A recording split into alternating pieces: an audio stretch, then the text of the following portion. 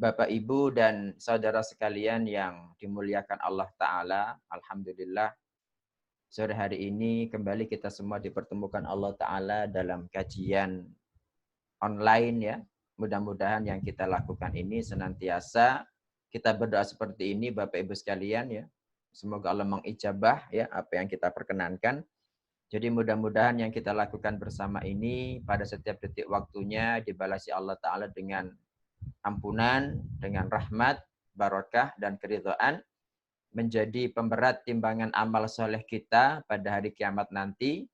Dan kita juga berharap mudah-mudahan yang kita lakukan sekarang ini, karena nyatanya ini adalah amal soleh ya, bukan amal haram, bukan maksiat. Jadi kita berharap kepada Allah Ta'ala semoga yang kita lakukan saat ini menjadi wasilah kita. Mudah-mudahan dengan itu kita bisa berkumpul bersama-sama nanti dalam surga Firdaus yang paling tinggi tanpa azab maupun hisab. Amin.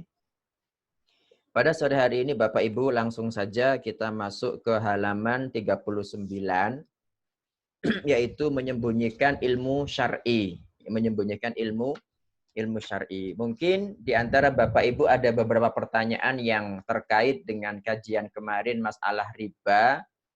Bapak Ibu nanti bisa bertanya langsung lewat voice ya dengan angkat tangan atau bisa langsung dituliskan di chat di sini ya, mudah-mudahan Allah Ta'ala membantu saya, membimbing saya untuk memberikan jawaban yang pas. Amin. Ya, sekarang silakan dibuka buku Bapak Ibu masing-masing halaman 39 bab ketiga yaitu menyembunyikan ilmu syar'i, surat Al-Baqarah 159 160. Mari kita baca. A'udzu billahi minasy syaithanir rajim. Bismillahirrahmanirrahim. Innal ladzina yaktumuna ma anzalna minal bayyinati wal huda min ba'di ma bayyanahu lin-nasi fil kitab ulaika yal'anuhumullahu wa yal'anuhumul la'inun illa alladhina tabu wa aslahu wa bayyanu fa'ulaika atubu alaihim wa ana tawwabur rahim. Saya ulangi lagi. Innal ladzina yaktumuna ma anzalna minal bayyinati wal huda min ba'di ma bayyanahu lin-nasi fil kitabi ulaika yal'anuhumullahu wa yal'anuhumul la'inun illa alladhina tabu wa aslahu wa bayyanu fa'ulaika atubu alaihim wa ana tawwabur rahim. Innal ladzina yaktumuna ma anzalna minal bayyinati wal huda. Innal ladzina sesungguhnya orang-orang yaktumuna yang menyembunyikan. Kata mayaktumu menyembunyikan ma anzalna minal bayyinati wal huda. Apa-apa yang telah kami turunkan minal bayyinat berupa keterangan-keterangan wal huda dan petunjuk min ba'di ma bayyanahu lin-nasi fil kitab setelah kami menerangkannya kepada manusia dalam Alkitab Al-Qur'an ya. Ulaika yal'anuhumullah. Mereka itulah orang-orang yang dilaknati Allah. Wa yal'anuhumul la'inun. Dan dilaknati oleh siapapun yang melaknati. Bapak Ibu sekalian yang diberkati Allah Ta'ala. Meskipun ayat ini turun kepada ahlul kitab. Ya, ahlul kitab itu orang Yahudi dan Nasrani. Disebut ahlul kitab karena Yahudi mendapat kitab Taurat. Dan orang-orang Nasrani mendapat kitab Injil. Disebut ahlul kitab. Nah, mereka ini punya kitab. Dalam kitab Taurat, dalam kitab Injil dijelaskan tentang kenabian Nabi Muhammad sallallahu alaihi wasallam. Dalil yang menjelaskan itu ada pada surat As-Saff, ya, surat As-Saff yang dimulai dengan sabbaha lillahi ma fis samawati wa ma fil ardi lahul mulku wa lahul hamdu a'udzubillahi minasyaitonir rajim. Sabbaha lillahi ma fis samawati wa ma fil ardi. Gimana itu lanjutannya itu? Sabbaha lillahi ma fis samawati wa ma fil ardi. Sabbaha lillahi ma fis samawati wa ma fil ardi lahul mulku wa lahul hamdu wa huwal azizul hakim. Salah bukan itu. Pokoknya surat As-Saff. Nah, nanti pada salah satu surat itu Bapak Ibu, pada salah satu ayatnya Allah mengatakan wa idz qala Isa bin Maryam ya bani Israila inni rasulullahi ilaikum musaddiqan lima baina yadayya minat taurati wa mubasysyiran bi rasuli ya'ti min ba'di ismuhu Ahmad. Jadi dalam surat As-Saff ini Allah Subhanahu wa taala menjelaskan bahwa Nabi Isa alaihi salatu wassalam diutus Allah taala itu, ya, adalah untuk menjelaskan kedatangan nabi yang akan datang setelah beliau namanya Ahmad atau Muhammad. Itu dalam surat As-Saff ayat 6. Wa idz qala Isa bin Maryam, ingatlah ketika Isa putra Maryam berkata, ya bani Israil, wahai bani Israil, inni rasulullahi ilaikum. Saya adalah rasul Allah kepada kalian. Musaddiqan lima baina yadayya minat taurah. Musaddiqan, jadi saya diutus Allah ini untuk membenarkan lima baina yadayya minat taurati, kitab Taurat yang ada di hadapan saya dibenarkan bahwa itu turun dari Allah Ta'ala. Wa mubasyiran bi rasul, dan memberikan kabar gembira dengan seorang rasul ya'ti min ba'di, yang datang setelahku, ismuhu Ahmad, namanya Ahmad. Ahmad, Muhammad, Hamad, Mahmud itu artinya sama semuanya. Ahmad, Muhammad, Mahmud, Hamid, Mahmud itu semuanya artinya adalah sama. Nah, kata Allah, falamma ja'ahum bil bayyinat, ketika datang kepada mereka Muhammad ini dengan keterangan-keterangan, dengan mukjizat-mukjizat, qalu, mereka mengatakan hadza sihrum mubin, ini adalah sihir yang nyata. Ini dalam surat As-Saff ayat 6. Sementara penjelasan tentang Nabi Muhammad itu ada dalam kitab Taurat. Silakan Bapak Ibu buka pada akhir surat Al-Fatah, ya, yang diawali dengan firman Allah yang mengatakan Muhammadun Rasulullah. Muhammadun Rasulullah. Muhammad adalah Rasulullah. Walladzina ma'ahu, dan orang-orang yang bersamanya, bersama Muhammad sallallahu alaihi wasallam, asyidda'u 'alal kuffar, sangat keras kepada orang-orang kafir. Ruhama'u bainahum, dan sangat kasih sayang di antara mereka. Tarahum ruk'an sujadan, engkau melihat mereka senantiasa ruku, sujud, yabtaghuna fadlan minallahi wa ridwanah. Mereka mencari keutamaan dari Allah Ta'ala dan ridha. Simahum fi wujuhihim, tanda-tanda mereka itu terdapat pada wajah mereka min atharis sujud, dari bekas sujud.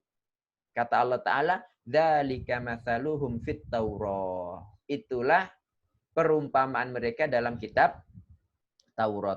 Jadi dalam kitab Taurat, juga dalam kitab Injil itu dijelaskan tentang sifat-sifat Nabi Muhammad sallallahu alaihi wasallam, sifat-sifat tentang sahabat-sahabat Nabi Muhammad sallallahu alaihi wasallam. Makanya Imam Malik mengatakan, kenapa Nabi Isa kok diturunkan pada akhir zaman dan beliau belum wafat sampai sekarang? Karena ketika beliau membaca kitab Injil, kemudian dalam Injil itu dijelaskan tentang sifat-sifat Nabi Muhammad dan sifat-sifat para sahabat Nabi. Nabi Isa ini berdoa kepada Allah agar dijadikan bagian dari umat Muhammad sallallahu alaihi wasallam.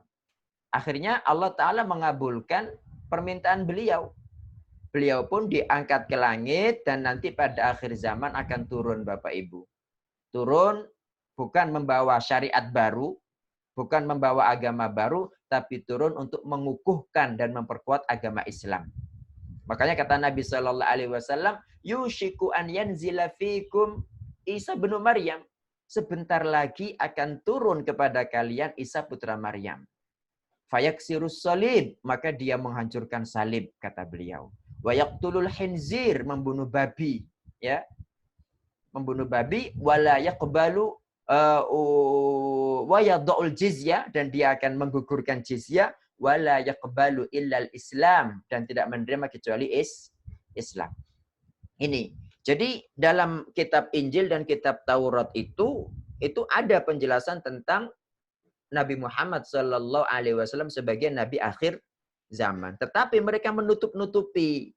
Padahal dijelaskan baik dalam semua kitab, baik itu Taurat, Injil, apalagi Al-Quran gitu loh. Nah, ketika mereka melakukan demikian, kata Allah, mereka itu dilaknat.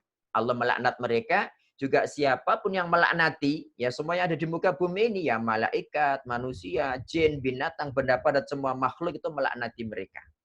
Nah, ikhwatal Islam, Bapak Ibu sekalian yang diberkati Allah Ta'ala, meskipun ayat ini itu turun secara khusus pada orang-orang Yahudi dan Nasrani, bukan berarti orang Islam yang menyembunyikan ilmu tidak masuk bersama mereka, tidak. Ya.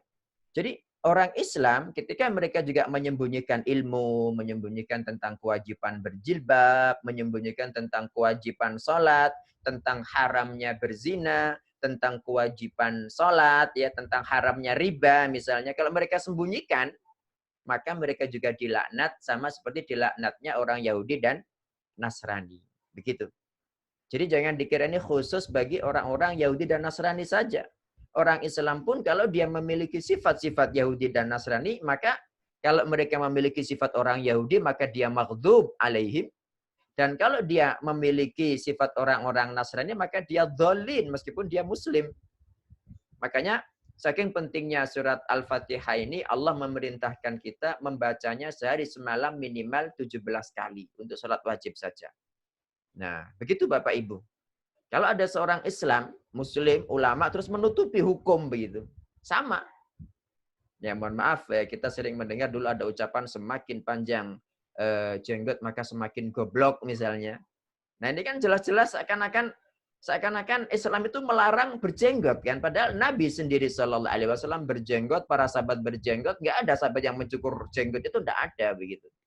Nah kok malah bisa dikatakan demikian. Nah kalau mungkin yang ngomong orang nggak pernah belajar mungkin nggak menjadi masalah. Tapi kalau sampai ada yang mengatakan demikian dan dia itu titelnya tinggi, wah bahaya. Termasuk di sini dilaknat itu. Manusia nggak pakai melaknat, Allah sudah melaknat, malaikat sudah melaknat, semua benda padat dan jin sudah melaknat gitu. Makanya berbahaya. Illal ladzina tabu, kata Allah, kecuali orang yang bertaubat. Ya. Nah, tetapi bukan tobat astagfirullah alladzi la ilaha illa huwal hayyul qayyum wa atubu ilaihi gitu saja. Tetapi harus wa aslahu, memberikan perbaikan. Jadi illal ladzina tabu, kecuali orang yang bertaubat. Taubat saja tidak cukup, harus wa aslahu, memberikan perbaikan. Perbaikan apa? Perbaikan dari info yang sudah merusak masyarakat yang dia infokan. Ketika dia mengatakan begini, seperti saya misalnya mengatakan bahwa siapa bilang riba itu haram gitu kan. Nah, maka bentuk tobat saya di samping saya bertobat, saya juga memperbaiki kerusakan, yaitu orang-orang yang menghalalkan riba gara-gara ucapan saya, harus saya jelaskan. Gitu. Wabayyanu, dan menjelaskan tobat saya, menjelaskan bahwa dulu yang saya ucapkan itu tidak benar, rupanya menyalahi syariat, gitu kan. Kata Allah, kalau sudah seperti itu, faulaika atubu alaihim, maka mereka itulah orang-orang yang saya terima tobatnya. Wa anat tawwabur rahim, dan saya maha, kata Allah Ta'ala, maha menerima taubat dan maha penyayang. Dan Allah Subhanahu wa Ta'ala itu mungkin Bapak Ibu semua, ya Bapak Ibu semua sudah tahu ya hadis tentang betapa bahagianya Allah Ta'ala ketika menyambut hambanya yang bertaubat. Kata Nabi Shallallahu Alaihi Wasallam itu, bahagianya Allah Ta'ala itu melebihi kebahagiaan seseorang yang dia ada di padang pasir bersama kendaraannya, kemudian kendaraannya hilang. Di atas kendaraannya itu segala perbekalannya, makan, minum, pakaian, semuanya di situ terus hilang. Dia cari kemana-mana, tidak ada. Gitu. Nggak ada orang, nggak ada siapa, nggak ada siapapun, karena dia sudah yakin tidak akan ketemu. Akhirnya dia pasrah menunggu mati. Nah, dalam kondisi seperti itu, Bapak Ibu, tiba-tiba kendaraannya datang. Bayangkan kalau panjenengan jadi orang itu begitu.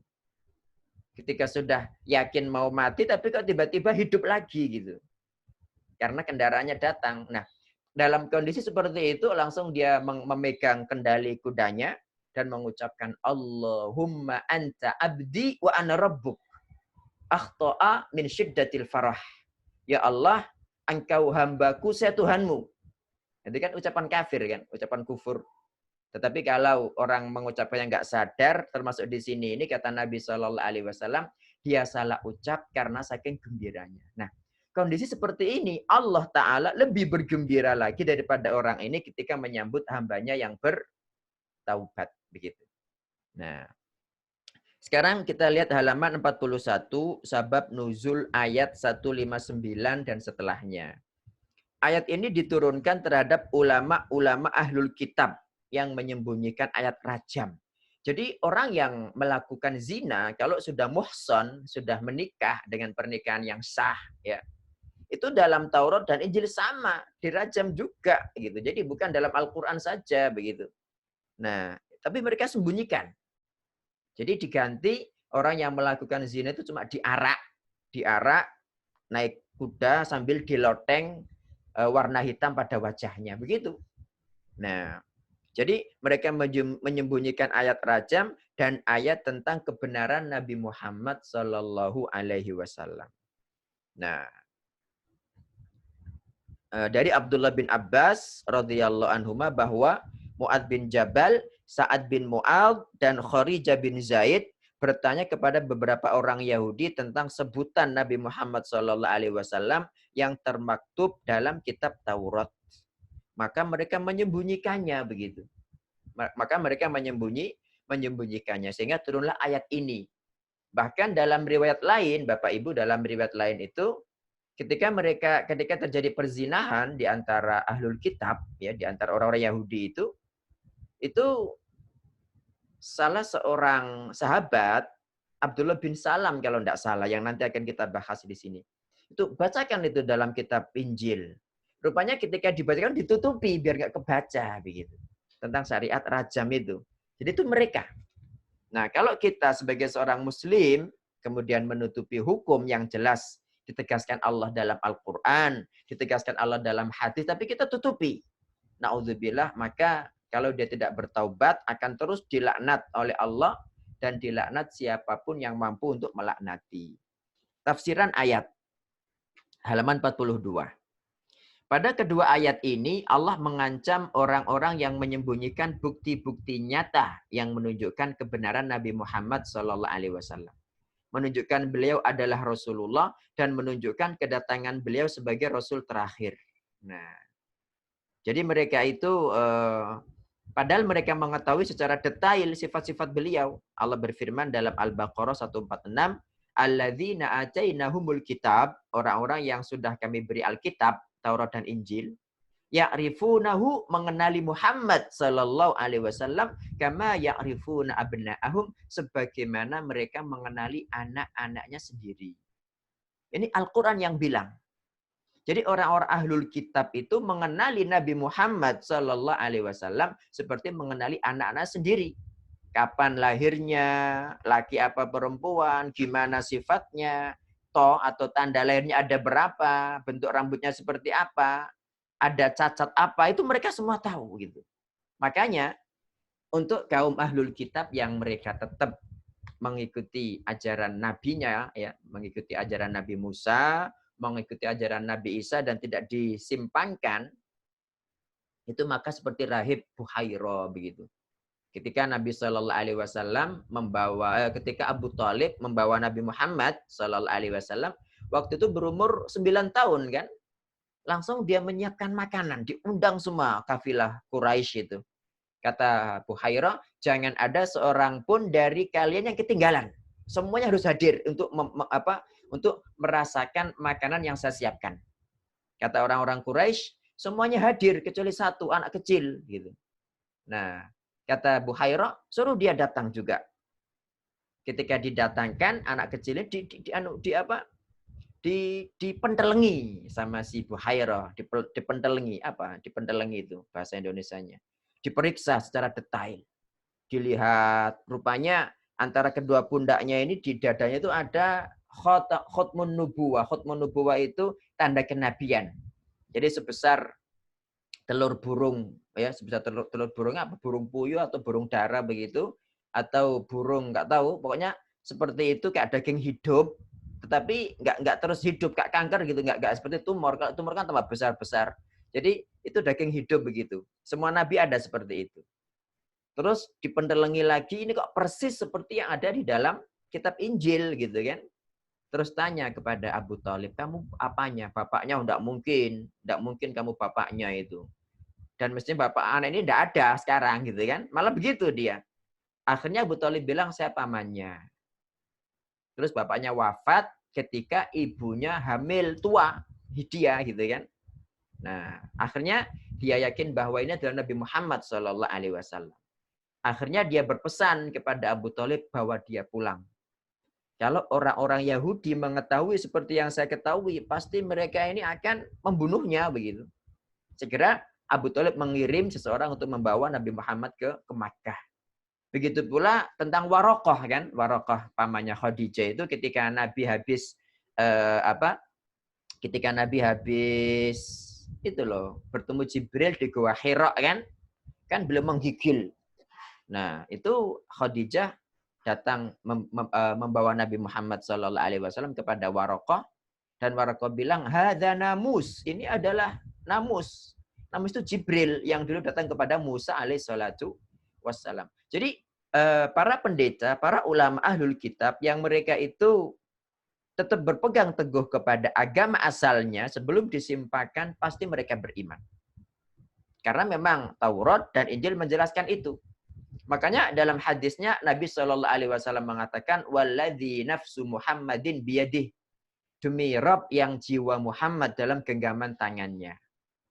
Ma sami abi Yahudiyun wala Nasrani, tidaklah mendengar tentangku Muhammad SAW Yahudi maupun Nasrani. Tsumma lam yu'min bima ji'tu bihi, kemudian dia tidak beriman kepada agama yang aku bawa, illa kana min ashabin nar, kecuali dia menjadi termasuk penghuni neraka. Ini jelas. Nah gitu kok ada orang Islam bilang semua agama itu sama, orang Yahudi juga nyembah Allah, Nasrani juga nyembah Allah. Itu omong apa itu? Itu jelas menyalahi Al-Quran. Dan dia tidak merasa bahwa dengan perkataan itu dia menjadi kambing ya, menjadi kafir. Seperti itu Bapak Ibu. Ya, jadi surat Al-Baqarah 146 ini menjelaskan bahwa mereka itu mengerti detail seperti panjenengan mengerti anak jenengan sendiri, kapan lahirnya, laki apa perempuan, seperti apa sifat-sifatnya. Karena anak yang satu dengan anak yang lain beda-beda sifatnya kan. Yang satu suka duren, yang satu nggak suka, yang satu begini gitu kan. Ya. Kita lanjutkan paragraf terakhir. Orang-orang yang melakukan tindakan busuk ini meskipun bukan orang Yahudi dan Nasrani, yang mengubah dan mengganti kitab-kitab Allah, dan betapa banyak sekarang kaum muslimin yang berusaha mengganti kitab Allah kan. Seperti kemarin Al-Maidah 54 itu kan yang kemudian diganti apa kan ada begitu. Nah, mereka ini patut mendapat laknat dan dijauhkan dari rahmat Allah Subhanahu wa taala. Mereka patut dilaknat para malaikat, jin dan manusia. Tidak dikecualikan seorang pun dari mereka kecuali yang bertaubat. Satu. Terus tidak lagi menyembunyikan, memperbaiki apa-apa yang telah rusak akibat sikap menyembunyikan dan kekufuran mereka, juga menjelaskan kepada manusia taubat mereka dan menjelaskan bahwa Muhammad sallallahu alaihi wasallam adalah benar-benar utusan Allah Subhanahu wa taala. Nah, sekarang halaman 43, kisah Abdullah bin Salam, pendeta Yahudi yang masuk Islam. Bapak Ibu ini menjelaskan betapa bahwa orang Yahudi itu tukang bohong gitu loh. Mereka sudah mengetahui yang benar tapi mereka ingkari, padahal mereka itu ngerti gitu. Jadi sampai seperti itu sifat dasar mereka itu. Jadi orang-orang yang sekarang Yahudi di Israel itu, di Palestina yang mereka menjajah. Kenapa mereka kok kemudian buru-buru dan berbondong-bondong menanam pohon horkot gitu kan? Karena mereka tahu gitu. Mereka tahu hadisnya akan ada perang akhir zaman, ya, perang akhir zaman nanti bersama Dajjal itu yang mereka akan dibunuh, dihabisi semua pohon, semua batu berbicara. Kata Nabi Shallallahu alaihi wasallam, la taqumus saah, tidak akan datang kiamat. Hadisnya sahih terdapat dalam Sahih Muslim. Hatta yuqatilal muslimunal yahud. Sampai orang-orang muslimin itu membunuh orang-orang Yahudi. Fayaqtulul muslimunal yahud. Ya, maka orang-orang muslim pun membunuh orang-orang Yahudi. Fayaqtabi al yahudu min wara'il hajari wasyajar. Kemudian orang-orang Yahudi itu bersembunyi di balik pohon dan di balik batu. Fayaqulul hajaru wasyajar. Kemudian batu dan pohon itu berkata kepada seorang muslim, bicara. Ya muslim, ya Abdullah, hei muslim, ya Abdullah. Hada yahudiyun khalfi. Tapi nggak pakai nyudeng begini bang, batu sama pohon kan. Tapi dalam hadis itu bilang, hada yahudiyun khalfi. Kalau Yahudi di belakangku sembunyi. Ta'ala faktulhu. Sini ya, bunuh dia gitu. Begitu hadisnya. Illal gharqad, kecuali pohon gharqad, fa innahu min syajaril yahud. Karena pohon gharqad itu adalah pohonnya orang Yahudi. Makanya sekarang digalakkan mereka itu menanam pohon gharqad. Karena ketika nanti Yahudi itu dibunuhi, itu gharqad ini diem aja gitu. Nah, begitu Bapak Ibu sekalian. Jadi itu orang Yahudi.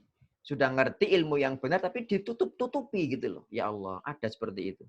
Nah, ini mari kita baca. Saya baca Arabnya ya. Dari Anas bin Malik radhiyallahu anhu berkata, balagha Abdullah ibni Salam, ya, terdengar oleh Abdullah bin Salam, maqdamu Rasulillah sallallahu alaihi wasallam al-Madinah. Jadi Abdullah bin Salam ini mendengar kedatangan Rasulullah ke kota Madinah setelah hijrah itulah. Ya. Jadi dia mendengar. Nah, Abdullah bin Salam ini ulama Yahudi yang dia itu ikut, maksudnya dia tetap apa ya, tetap konsekuensi dengan agama yang benar, agama Yahudi yang benar. Berbeda dengan Yahudi yang lain. Nah, dia ulama, ya, pendeta-pendeta Yahudi gitu. Nah, dia mendengar itu, fa'atahu, maka dia pun datang kepada Nabi Shallallahu alaihi wasallam, faqala, dan berkata, inni sa'iluka an thalathin. Saya akan bertanya kepadamu 3 perkara, la ya'lamuhunna illa nabiyyun, tidak mengetahuinya kecuali seorang nabi. Nah, ini kan bukti bahwa mereka punya ilmu kan. Jadi saya akan bertanya kepada kamu gitu 3 perkara. Tetapi yang bisa menjamin cuma seorang nabi tok gitu. Kalau kamu tidak bisa jawab, berarti kamu bukan nabi gitu loh. Nah, qala, dia bertanya. Dan Madinah itu kan banyak orang Yahudi kan, ada Bani Quraidah, ada Bani Nadir, ada Bani Qainuqa, yang nanti mereka itu diusir semua. Karena mereka itu, ini loh sifat orang-orang kafir itu, khianat terus gitu. Sudah ada hubungan damai. Nabi Shallallahu alaihi wasallam pertama kali datang ke kota Madinah, itu pertama kali yang beliau lakukan 3. 1, itu beliau bangun masjid Quba. Yang kedua, beliau mempersaudarakan antara Muhajirin dan Ansor. Sampai ada cerita itu Abdurrahman bin Auf yang dipersaudarakan dengan Sa'ad bin Rabi. Ya. Sa'ad bin Rabi bilang, ini loh hartaku, separuh saya, separuh kamu. Ini loh 2 istri saya, kamu pilih mana yang kamu cintai. Nanti kalau kamu mencintai yang A, dia tak ceraikan. Setelah habis masa iddahnya kamu nikah, sampai seperti itu. Karena ada at-ta'akhi, dipersaudarakan antara Muhajirin dan Ansor. Yang ketiga, beliau membuat kesepakatan damai dengan orang-orang Yahudi ini. Dan yang namanya orang kafir, Bapak Ibu, tidak pernah mereka itu bersikukuh dengan perdamaian. Silakan dibuka surat At-Taubah ayat 8 ayat 10 itu. Ya. Kaifa wa iyadharu alaikum la yarqubu fikum illa wala dhimmah. Jadi ketika mereka jadi mayoritas, jadi kuat, nggak pernah mereka itu mengindahkan yang namanya perjanjian, nggak pernah mereka itu memelihara hubungan kekerabatan. Makanya diputus hubungan damai itu dengan firman Allah pada ayat At-Taubah pertama, bara'atum minallahi wa rasulihi ilal ladzina ahadtum minal musyrikin. Diputus hubungan karena mereka khianat terus. Nah, kalau seorang muslim baca Al-Quran, baca sunnah, baca sejarah, kemudian kok membuat hubungan damai dengan orang kafir, itu yang nemen gitu loh. Kenapa? Karena mereka itu sudah dibuktikan khianat terus. Sejarah kita, kalau kita belajar tentang peperangan kaum muslimin dengan Belanda, khianat terus kan. Jadi yang namanya ulama-ulama kita, mujahid-mujahid kita itu mereka ditangkap itu alasan berunding-berunding ditangkap gitu kan. Khianat terus mereka itu. Ya. Nah, ya kita kembali kepada perkataan Abdullah bin Salam. Qala ma awwalu asyratis sa'ah. Apa tanda pertama kali kiamat? Ya. Tanda pertama kali kiamat itu apa? Wa ma awwalu ta'amin ya'kuluhu ahlul jannah. Apa makanan pertama kali yang dimakan penghuni surga? Yang ketiga, wa min ayyi syai'in, dan lewat apa? Yanzi'ul waladu ila abi, bapak itu mirip anak itu mirip bapaknya. Wa min ayyi syai'in yanzi'u ila akhwalih, dan lewat mana anak itu mirip dengan akhwal. Akhwal itu saudara-saudara ibunya. Gampangannya ya lewat mana anak itu bisa mirip bapaknya dan lewat mana anak itu bisa mirip ibunya. Nah, makanya ini kita kalau memilih wanita itu kan diperintahkan lihat saudara-saudaranya gimana. Kalau wanita itu solihah misal, tapi kok di antara saudara itu ada yang maling, perampok, itu dikhawatirkan nanti bisa begitu. Karena yang namanya al-irq itu adalah apa ya? Gen ya, desa sangat mudah menyelip. Ya kecuali yang dirahmati Allah Subhanahu wa taala. Jadi seperti itu. Nah, jadi lewat mana anak itu bisa mirip bapaknya dan lewat mana anak itu bisa mirip ibunya. Tapi di sini Nabi Shallallahu Alaihi Wasallam di sini hadisnya mirip akhwal. Nah, ini bedanya dalam bahasa Arab dengan bahasa Indonesia. Kalau bahasa Indonesia kan semuanya paman. Tapi kalau bahasa Arab akmam itu paman, saudara, saudari, bapak. Kalau saudara ibu namanya akhwal, khol ya. Itu saudara ibu gitu. Nah, dibedakan. Nah, jadi lewat mana anak itu mirip bapaknya dan lewat mana anak itu mirip ibunya. Faqala Rasulullah sallallahu alaihi wasallam, Rasulullah sallallahu alaihi wasallam menjawab, khabbaroni bihinna anifan Jibril. Jibril itu loh baru saja memberitahu saya jawabannya. Maka Abdullah bin Salam menjawab, dzaka aduwwul yahudi minal malaikah. Itu adalah malaikat yang dimusuhi orang-orang Yahudi. Bayangkan, malaikat dimusuhi orang Yahudi itu. Sama seperti Syiah. Syiah itu kan benci Jibril gitu. Alasannya apa? Katanya Jibril itu salah menyampaikan wahyu. Mestinya kepada Ali bin Abi Thalib, kok jeluntrungnya kepada Nabi Muhammad Shallallahu Alaihi Wasallam. Jadi orang Syiah sama Yahudi sama-sama kafir gitu kan. Dan tidaklah agama Syiah kecuali buatan orang Yahudi yang namanya Abdullah bin Sabah, yang memprovokasi orang-orang Badui untuk membunuh Utsman bin Affan, menantu Rasulullah Shallallahu Alaihi Wasallam. Nah, kata Abdullah bin Salam, oh Jibril itu musuhnya, itu malaikat yang dimusuhi. Jadi musuh orang-orang Yahudi dari kalangan malaikat. Dan Allah menjelaskan dalam Al-Baqarah 98. Allah mengatakan, "Man kana aduwwan lillahi wa malaikatihi wa rusulihi wa Jibril wa Mikal. Fa innallaha aduwwul lil kafirin." Man kana aduwwan lillah, barang siapa yang memusuhi Allah, wa malaikatihi, malaikat-malaikat Allah, wa rusulihi, rusul-rusul Allah, juga memusuhi Jibril dan Mikail, fa innallaha aduwwul lil kafirin, sesungguhnya Allah itu musuh bagi orang-orang kafir.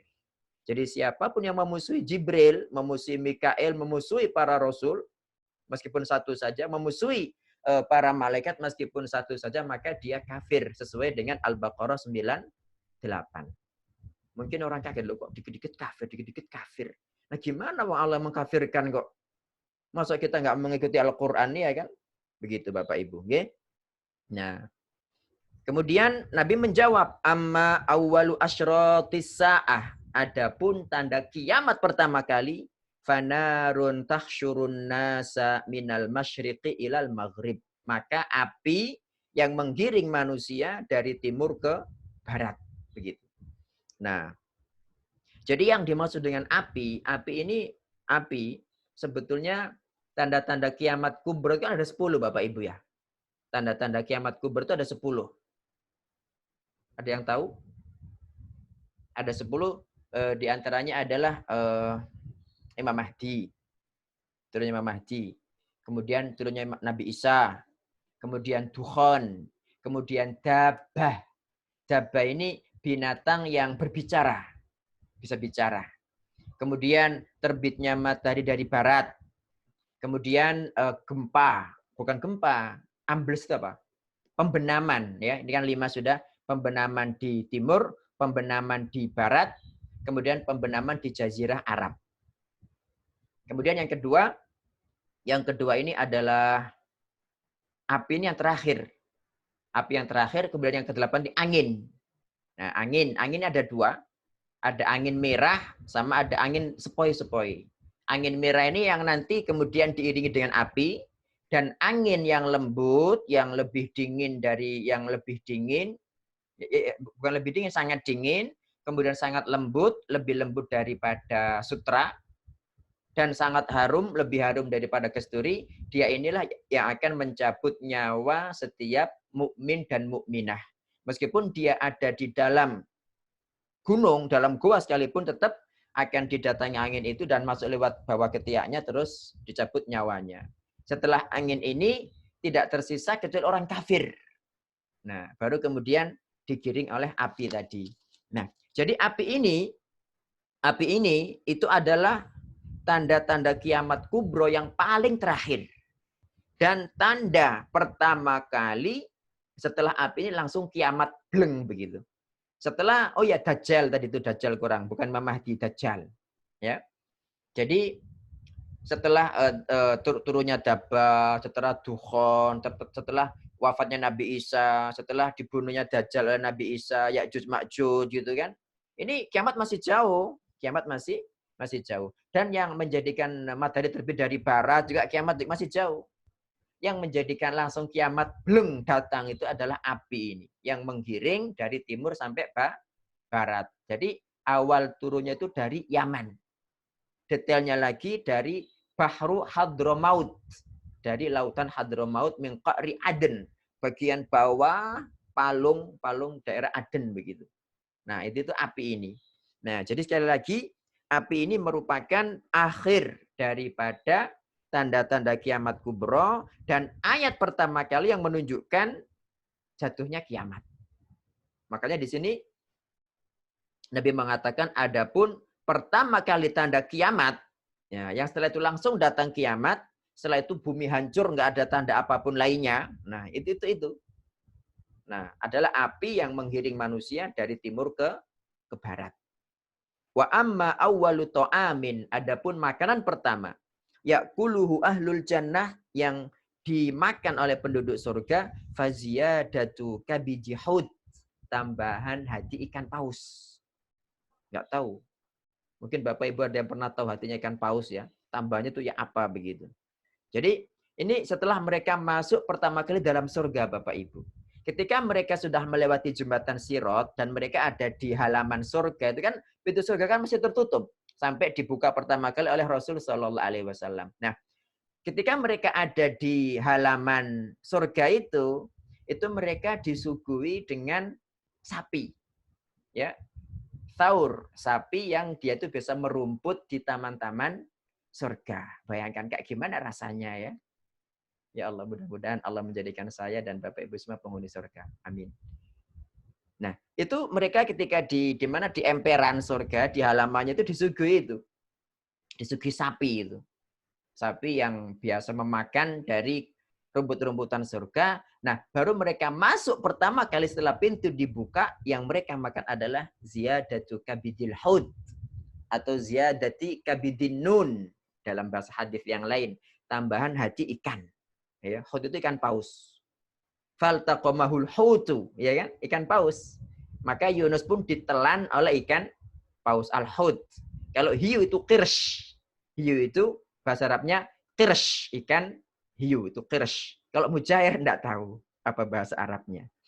Wa amma syabah fil walad, adapun kemiripan pada anak, fa innar rajul, seorang laki-laki, idza ghasyal mar'ata, jika dia itu menggauli istrinya, fasabaqaha ma'uhu, maka airnya wanita, jadi maninya wanita ini mendahului keluarnya, mendahului maninya laki-laki. Karena syaba'u, salah, mohon maaf, fa innar rajul, sesungguhnya laki-laki, idza ghasyal mar'ata, ketika menggauli wanita, ya istrinya, fasabaqaha ma'uhu, maka mendahului wanita tadi airnya. Jadi air laki-laki yang mendahului airnya wanita, kana syabahu lahu, maka kemiripan kepada si laki-laki, mirip bapaknya anak itu.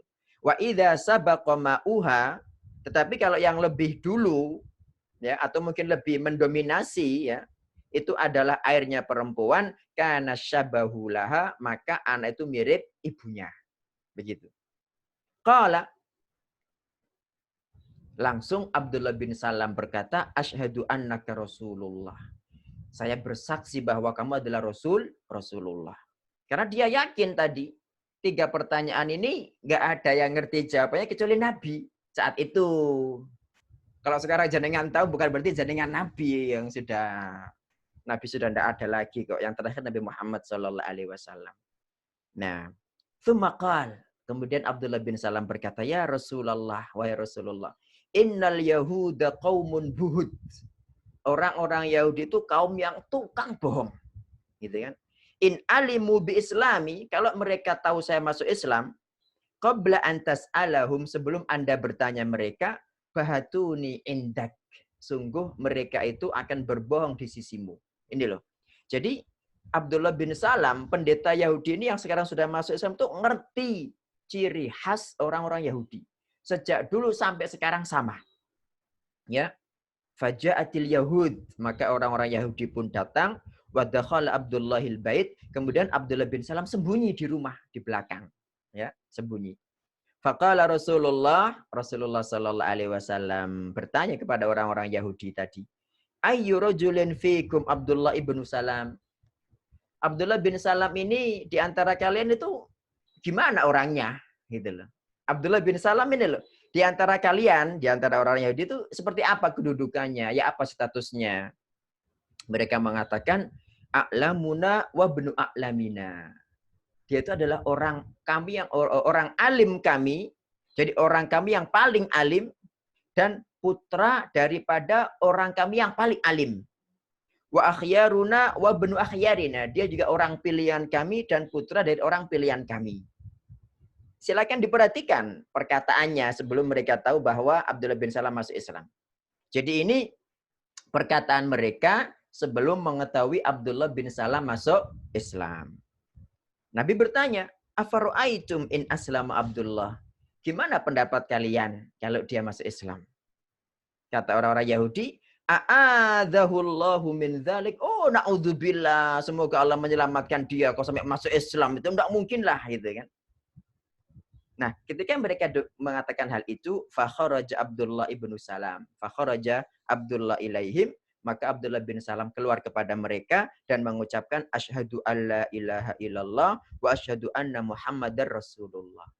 Seketika itu, ma'asyiral muslimin ya, langsung mereka mengatakan syarruna wa ibnu syarrina. Inilah orang paling buruk kami dan putra orang paling buruk kami, wa waqa'u fihi, dan mereka pun mencercanya habis-habisan. Bayangkan. Langsung berubah gitu. Itu orang Yahudi. Itu sifatnya. Jadi ketika mereka mengetahui kebenaran itu langsung mereka tutupi, ma'asyiral muslimin. Langsung mereka tutupi ya. Jadi hadis ini membuktikan jelas sekali bahwa orang-orang Yahudi tukang bohong. Tukang bohong padahal mereka sudah tahu bahwa itu benar gitu loh. Nah, sekarang ini ada di antara kita seperti itu, ngaku Islam tapi tukang bohong, pelintut gitu omongannya, naudzubillah. Semoga Allah Ta'ala menghindarkan saya dan Bapak Ibu semua dari kebohongan. Ya, sekarang hukum dan pelajaran yang diambil dari ayat yang pertama, orang-orang Yahudi dan Nasrani menyembunyikan sifat-sifat Nabi Muhammad SAW untuk menghalangi manusia beriman kepada beliau. Ini orang Yahudi dan Nasrani. Nah, kalau orang Islam kemudian menyembunyikan Al-Quran, satu ayat dari Quran, menyembunyikan satu ayat dari hadis, misalkan satu hadis dari hadis Nabi SAW, padahal dia tahu itu gitu kan. Nah, maka dia juga akan dilaknat sama seperti orang Yahudi dan Nasrani. Maka dia maghdub alaihim juga dzallin begitu. Yang ketiga, saya ambil yang penting aja, kita wajib menyebarkan ilmu dan menyampaikannya kepada manusia agar hidayah meliputi seluruh umat manusia. Jadi yang namanya menyampaikan ilmu, Bapak Ibu sekalian yang diberkati Allah Ta'ala, itu bukan tugas para ustadz, bukan tugas para ulama, tapi tugas jenengan semua gitu. Nabi SAW mengatakan, balighu anni walau ayah. Sampaikan dariku meskipun satu ayat. Gitu kan. Kemudian kalau kita ingin beruntung, kan Allah mengatakan innal insana lafi khusr. Semua orang tuh rugi gitu kan. Kecuali illalladzina amanu yang beriman wa amilus solihat beramal soleh wa tawasau bil haqqi wa tawasau bis sabr. Jadi yang senantiasa mewasiatkan yang benar dan senantiasa mewasiatkan dengan bersabar. Nah, kalau Bapak Ibu semua meskipun bukan ustadz tapi kan pasti ingin menjadi orang beruntung kan? Maka tegakkan ini wa tawasau bil haqqi wa tawasau bisa kalau panjenengan sebagai dokter di rekan-rekannya kepada perawat-perawatnya, sebagai bidan, sebagai polisi, sebagai apa tukang bengkel, sebagai itu tugas jenengan gitu. Jadi itu kewajiban kita semua. Kewajiban kita semua, bukan lo itu lo aku lo gak ustadz masuk ngomongin, ndak, itu tugas jenengan gitu. Jenengan makanya dituntut untuk belajar biar tahu dalilnya. Nggak apa-apa sambil buka buku dijelaskan, suruh baca sendiri gitu. Sampaikan. Tugas kita disuruh menyampaikan sama Allah Ta'ala. Adapun nanti yang menjadikan orang itu mengambil hidayah, masuk, mengikuti, itu terserah Allah Ta'ala. Tapi tugas kita menyampaikan. Sambil kita doakan di belakang, semoga Allah membuka hatinya. Begitu Bapak Ibu. Yang keempat, siapapun menyembunyikan salah satu hukum agama, meskipun muslim ya, ia berhak mendapat laknat dari Allah, para malaikat, jin, dan manusia. Orang kalau sudah dilaknat, itu jauh dari rahmat Allah Subhanahu wa ta'ala. 5. Hanya sekedar bertaubat itu tidak cukup. Tetapi harus memperbaiki apa yang telah dirusak pelaku. Juga menjelaskan kepada manusia urusan-urusan agama dan memohon pertolongan kepada Allah untuk dibantu dalam beramal soleh. Imam An-Nawawi dalam kitab Riyadhus Shalihin sudah menyebutkan syarat-syarat taubat. Ya, jadi syarat pertama itu adalah al-iqla, meninggalkan. Syarat kedua an-nadam, menyesal. Syarat ketiga al-azmu, berazam untuk tidak ngulang. Ini kalau dosanya antara dia dengan Allah Ta'ala. Tapi kalau dosanya berkaitan dengan Bani Adam, di samping 3 syarat ini ditambahkan syarat yang keempat, yaitu minta kehalalan. Minta kehalalan, begitu. Ya. Kemudian yang keenam, tiada perbedaan di antara ulama bahwa melaknat orang-orang kafir secara umum dibolehkan. Ya. Yang diperdebatkan itu adalah ketika melaknat orang secara individu. Ya. Misalkan ada orang kafir namanya Paijo gitu kan, laknatullah ala Paijo gitu. Itu berbeda pendapat, ada yang mengatakan boleh, ada yang mengatakan tidak boleh. Ya. Tetapi semuanya sepakat itu boleh. Kalau misalkan Paijo ini maling gitu kan. Tapi kita mengucapkan laknat Allah atas para maling. Laknatullah alal malingin gitu kan. Para maling. Alal lusus. Maling itu bahasa Arabnya lis maling. Al-lusus jamaknya. Laknat Allah atas para maling itu boleh. Tapi kalau secara individu ini yang tidak boleh. Ya ini yang tidak boleh. Silakan dilihat halaman 47. Syekh Ibn Utsaimin berkata, perbedaan antara melaknat individu tertentu dengan pelaku maksiat secara umum, yang pertama adalah dilarang. Sedangkan yang kedua boleh dilakukan. Jika Anda melihat seorang pelaku bid'ah, jangan katakan semoga Allah melaknatmu. Tapi katakan semoga Allah melaknat para pelaku bid'ah. Secara umum itu boleh. Nah, alasannya apa? Dalil hal ini karena ketika Nabi Shallallahu Alaihi Wasallam melaknat beberapa orang dari kaum musyrikin jahiliyah yang mencelakai beliau ketika perang Uhud, ya itu kan beliau berkunut. Dalam kunut itu beliau menyebut ya Allah laknatlah si fulan dan si fulan dengan jelas menyebutkan nama-nama mereka.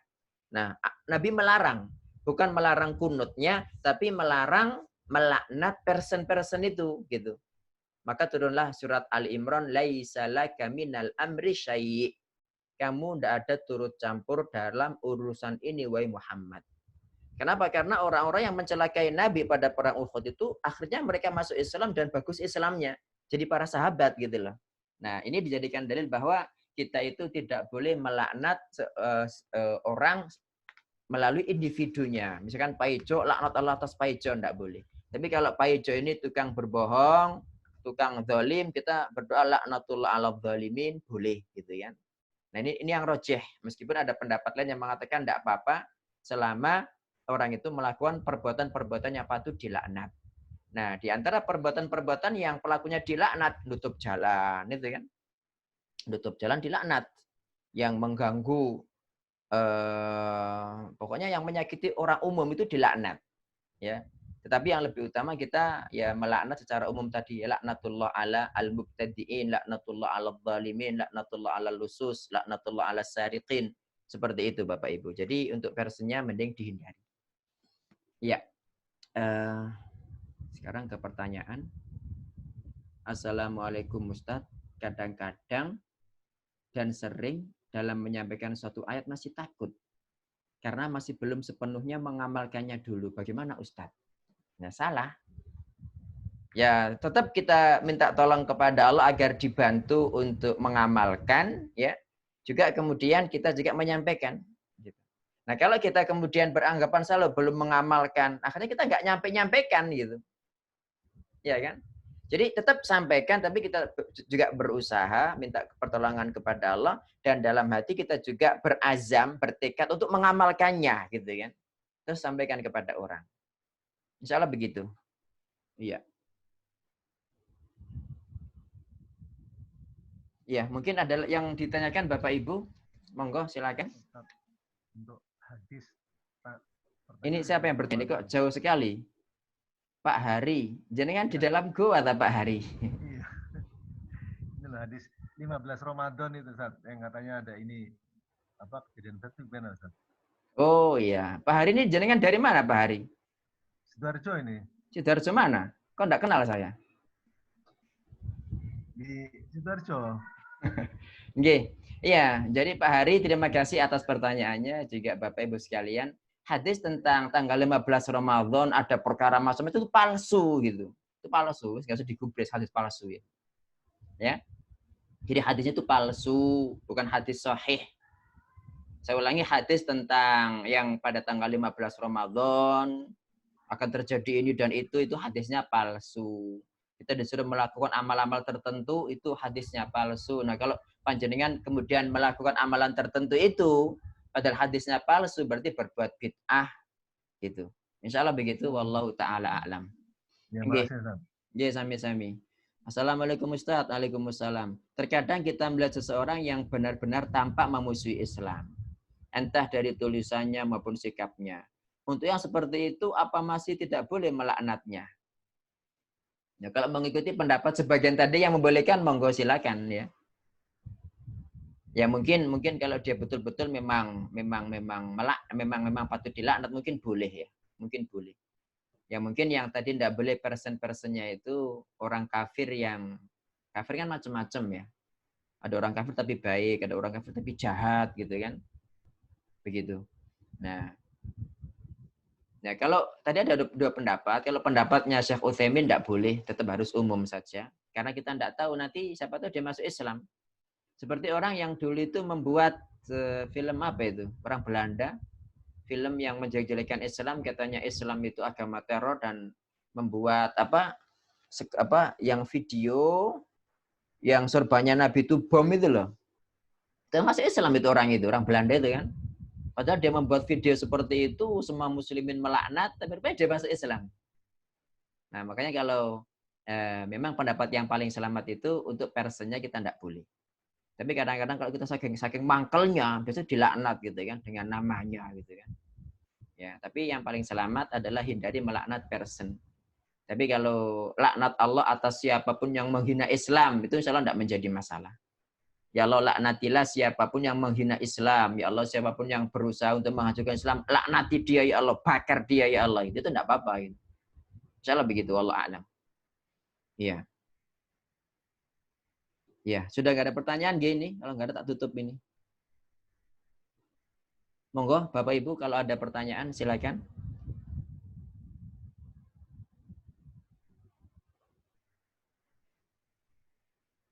Assalamualaikum Ustaz. Apakah seseorang yang tidak mau mengkaji ilmu ajaran agama Islam karena beranggapan nanti banyak yang diharamkan, tidak dibolehkan atau tidak dibolehkan termasuk sombong besar? Ya, sombong besar betul gitu. Dan itu dikhawatirkan masuk dalam surat Toha 124. Wa man a'rada an dzikri fa inna lahu ma'isyatan dzanka. Barang siapa yang berpaling dari peringatanku dari Al-Qur'an, maka dia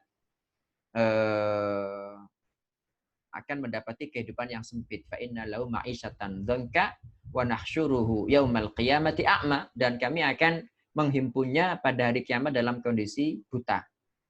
Dan orang menghindari belajar agama itu bisa termasuk satu dari 10 pembatal keislaman. Termasuk di sini adalah orang-orang yang diajak ngaji, mau ketularan gitu kan. Tapi juga sebagai pelajaran bagi kita, kalau menyampaikan di masyarakat awam, ya, yang orang yang bukan tukang ngaji seperti Bapak Ibu sekalian, itu hindari kata-kata bid'ah, hindari kata-kata syirik, hindari kata-kata kafir. Panas kupingnya nanti mereka itu, malah nggak mau ngaji selamanya gitu kan.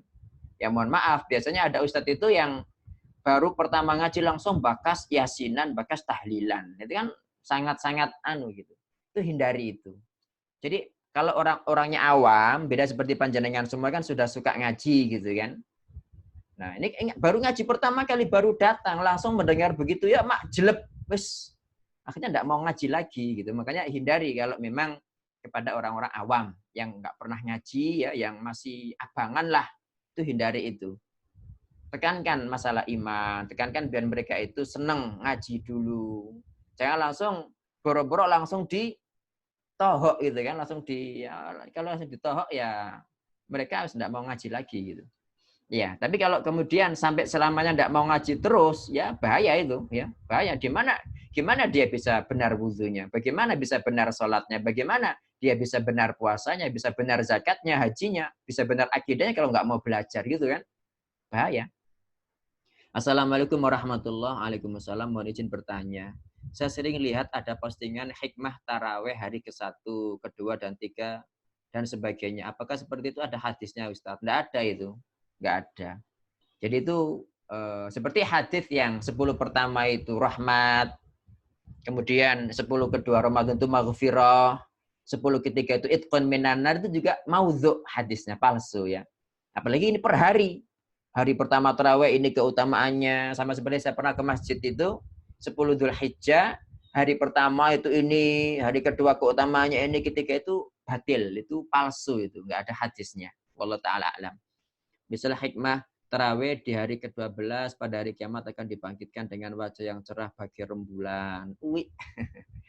Iya. Ya, memang kita mengharap demikian, tapi kalau kemudian dipatok seperti itu ya tanpa dalil, maka itu jelas kebohongan atas Rasulullah Shallallahu alaihi wasallam. Ibarat di bulan puasa, di bulan Ramadan itu banyak sekali pahalanya, tapi nggak perlu kita membuat hadis-hadis atau membuat keutamaan khusus selama nggak ada dalilnya.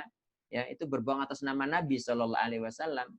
Sementara berbohong atas nama Nabi itu hadisnya man kadzaba alayya muta'ammidan falyatabawwa maq'adahu minan nar. Barang siapa yang sengaja berbohong atas aku, kata beliau, ya muta'ammidan, silakan memilih tempat duduknya dalam neraka. Nauzubillah.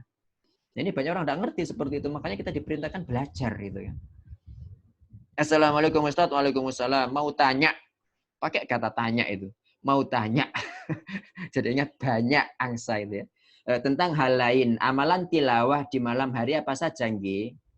Yang saya tahu ada surat Al-Mulk, As-Sajdah, Ad-Dukhan, apa benar? Kalau Al-Mulk itu sebelum mau tidur. Ya, sebelum mau tidur.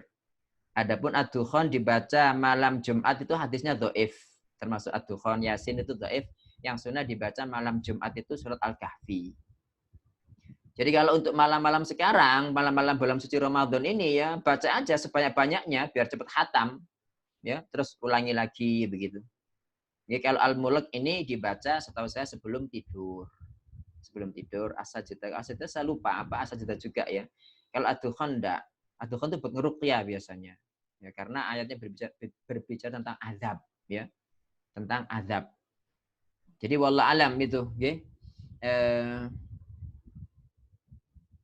Ya, wa iyyakum semua. Assalamualaikum Ustaz. Afwan tanya juga hal yang lain tentang keringanan yang Allah sudah beri untuk wanita hamil. Katanya Allah tidak suka kalau keringanannya tidak diambil, apa benar? Benar ya. Jadi memang Nabi Shallallahu Alaihi Wasallam itu bersabda, Innallaha yuhibbu an tu'ta rukhasuhu kama yuhibbu an tu'ta azaimuh. Allah itu sangat senang kalau rukhsahnya, keringanannya diambil, sebagaimana suka kalau azimahnya, azimah itu lawan rukhsah, itu dikerjakan begitu. Ya. Tetapi ini khusus wanita hamil yang memang dokter itu menyatakan dia akan sengsara kalau terus puasa. Ya. Karena nggak semua wanita hamil itu tidak mampu puasa. Kalau memang jelas dokter menyatakan ya puasa itu akan bermadharat baik kepada janinnya, atau kalau nggak kepada janin maka kepada ibunya. Demikian halnya wanita menyusui, nanti asinya tidak keluar atau janinnya menjadi sakit-sakit, bayinya menjadi sakit-sakitan. Nah, kalau memang dokter sudah menyatakan demikian maka haram puasa. Mending dia itu ngambil rukhsah dan berbuka, Bapak Ibu. Oke? Insyaallah begitu. Jadi kalau kondisi seperti itu maka lebih utama dia ngambil rukhsah. Kalau dia nggak ngambil rukhsah maka dia malah berdosa gitu kan. Iya. Terus lalu jika wanita hamil itu tetap berusaha puasa demi mengharap keberkahan dari ibadah puasa, malah berdosa dia, mencelakai diri, juga mencelakai anaknya kan. Selama dokter menyatakan dia harus tidak berpuasa. Tapi kalau dokter mengatakan, oh enggak apa-apa, jaringan puasa aja, ya beda lagi urusannya gitu kan. Tapi rata-rata itu bermadharat rata-rata. Ya. Apakah memang ada hubungannya kalau puasa saat hamil lebih kuat janinnya? Wallahu a'lam ya. Mungkin dalam situasi tertentu ya, tapi rata-rata kalau wanita itu tidak makan ya, tidak makan itu otomatis asupan gizi buat janin itu berkurang. Secara umum begitu. Tetapi yang paling berhak menentukan itu dokter kandungan. Kalau memang dokter menyatakan sampai ini tidak boleh berpuasa karena begini-begini, ya maka dia wajib tidak berpuasa. Adapun kalau kemudian dokter mengatakan, oh enggak masalah sampean puasa aja, enggak ngaruh misalnya gitu kan, ya enggak menjadi masalah. Tetapi mungkin disyaratkan ketika sahur makan ini, ketika buka makan ini, mungkin begitu. Nah kalau makanannya gorengan ya bukanya, puasanya juga sahurnya juga gorengan ya mengecil nanti janinnya. Insya Allah begitu, wallahu taala a'lam. Nggih. Kalau begitu Pak Diro, gimana kabar Pak Diro? Enggak ada pertanyaan kah?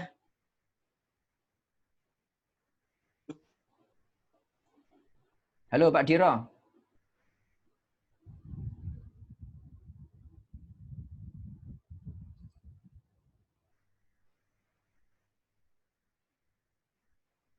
Oke, kalau begitu terima kasih Bapak Ibu semua atas kehadirannya ya.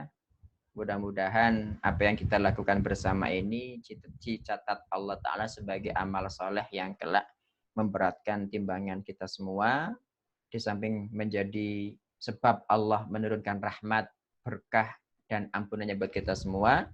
Juga semoga yang kita lakukan ini menjadi wasilah kita untuk nanti bisa berkumpul bersama-sama dalam surga Firdaus yang paling tinggi tanpa azab maupun hisab. Jazakumullah khairan atas kehadirannya, dan saya akhiri subhanakallahumma wa bihamdik asyhadu alla ilaha illa anta astaghfiruka wa atubu ilaik.